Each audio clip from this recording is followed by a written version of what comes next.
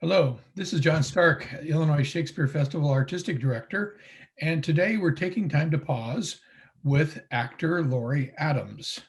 Laurie has been on the ISF stages for several seasons. In 2005, she was in Macbeth and Henry VIII. 2009, she was in Richard III. 2015, she continued the history plays with Richard II. 2016, Hamlet and Twelfth Night, and 2018, Henry V. And most recently, she was in the 2019 season in Pride and Prejudice as Mrs. Gardner and in Caesar as Marcella. So welcome, Laurie Adams, to Take Time to Pause. Thank you. Glad to be here. It's great. Laurie will also be known to our local audiences in the Bloomington-Normal area as directing plays at Illinois State University, at Illinois Wesleyan University, for Heartland Theatre, acting and directing, and she directs with the local Holiday Spectacular group that does several events throughout the year. Because where are you joining us from, Laurie? Well, I'm joining you from Normal, Illinois, and actually just down the hall from you. For those of you who don't know, Laurie Adams also happens to be married to the artistic director of the Illinois Shakespeare Festival. Oh, that's me. Anyway, the monologue that you shared with us is from Richard II, one of the duchesses, Duchess of Gloucester. Why did you choose that piece, Laurie, and what are your thoughts about that piece from Shakespeare? Well, it's interesting that as I have aged, so many of the roles in Shakespeare that seem to suit me are in the history plays. And the depth of grief and pain and the lives that these women have led just are boundless. And so I have been really lucky to play the Duchess of Gloucester and the Duchess of York and Lady Margaret. And I mean, it goes on and on and on. And I think I relate to a lifetime of events, a lifetime of things that happen, some of them happy, but many of them tragic. And so it has always been a privilege to play these women. And I picked the Duchess of Gloucester because her loss is so profound that she cannot see a way to continue living as a result of it. Mm-hmm. And I guess being in the middle of a pandemic, and I had some personal news in my own immediate family that was just devastating as far as the health of one of my beloved. And so I just turned to her because I thought, well, I think on some level, I do understand how she feels.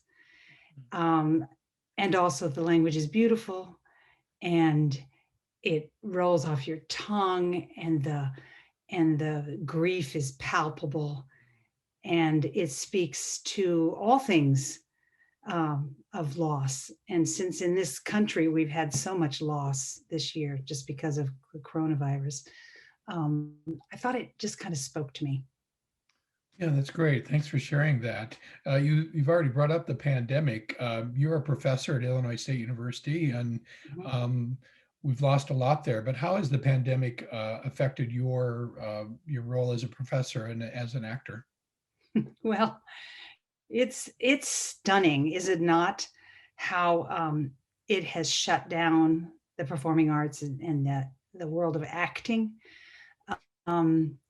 Yeah, I think it was Ethan Hawke. I was reading something, and he was talking about how he's always known as an actor that he had to find the next job and the next job, but it never occurred to him that there would come a time in the world where there just would be no work. And so that's what artists have faced. And I, as a professor teaching the actors, have been moved to Zoom. So here I am for the first time in a very, very long career, teaching actors the same way we're working right here. Some of it works. Some of it, of course, does not. But I tell you, we're a scrappy bunch, aren't we? We figured out. I mean, you figured this out. Let's do this. Let's interview actors. And I mean, it's just one of the millions of ways that artists have come around and rallied and reinvented themselves.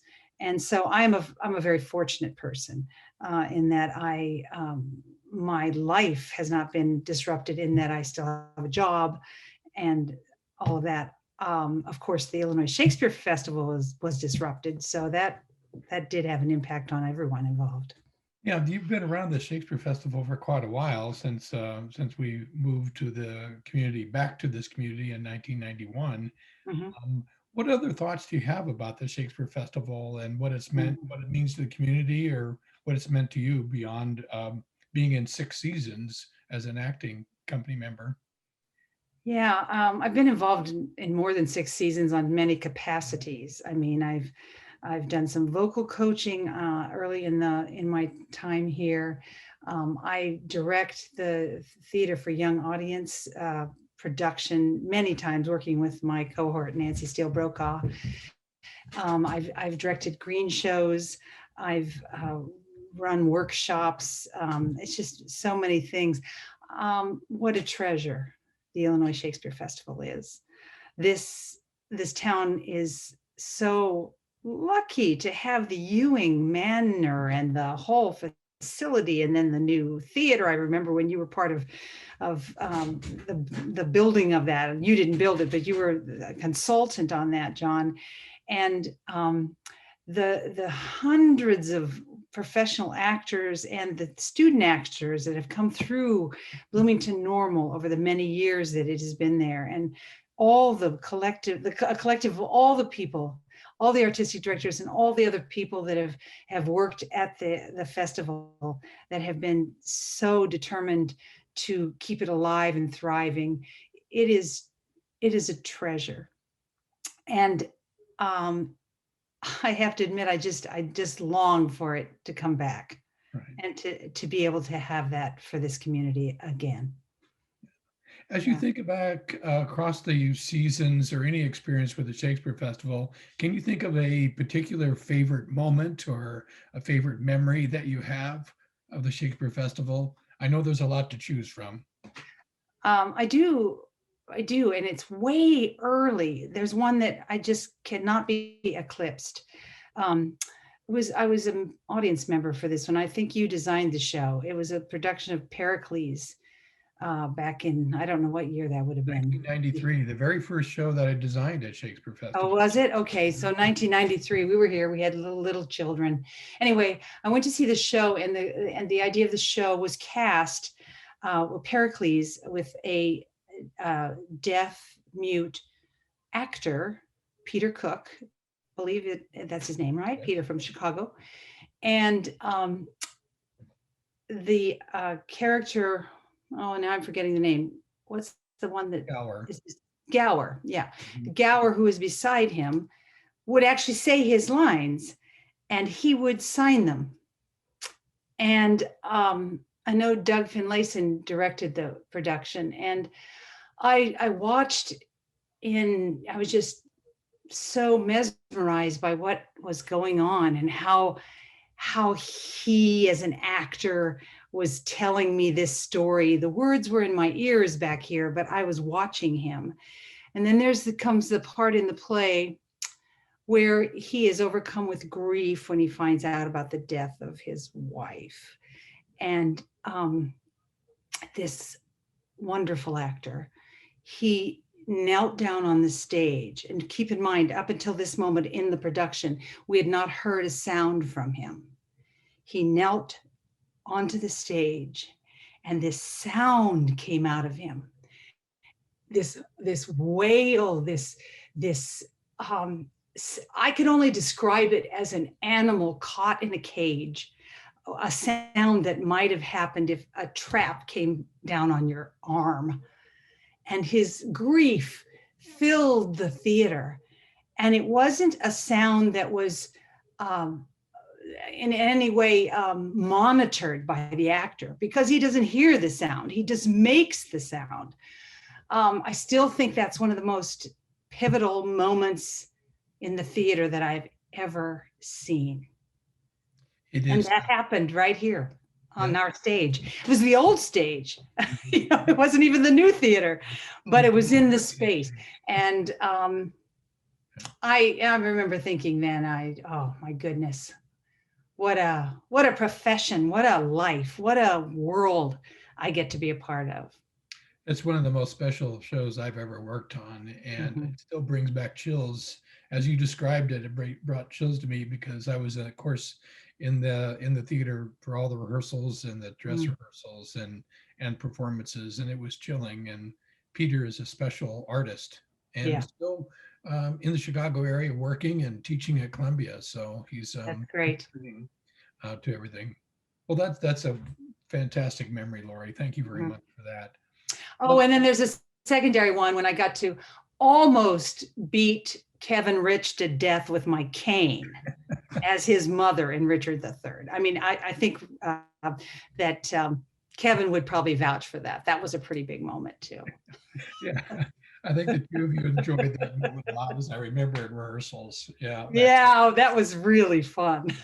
That's former artistic director Kevin Rich, who acted and directed the Shakespeare Festival, and now is in Colorado working with Colorado Shakespeare. That was great. Thank you for sharing with us. Do you have any final thoughts, Lori? Oh, come to the theater this summer. If you know, whatever you manage to put together, whatever we do, come in and support all local theater as soon as it comes back. I'm sure everybody will want to be together again,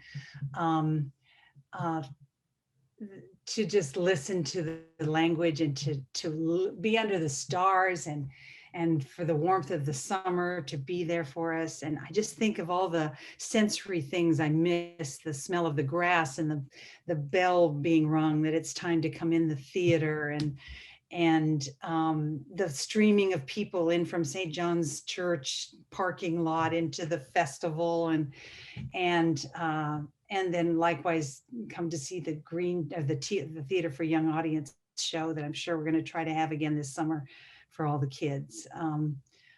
Yeah, just thanks for interviewing me. I appreciate it, and good luck with everything. Thanks for being with it. We all wish the same thing, by the way. I strongly wish the same thing, as you know. Yeah. So thanks for joining me from down the hall. Okay. This has been. See you at lunch. We've been taking time to pause today with Lori Adams. Thank you. Bye.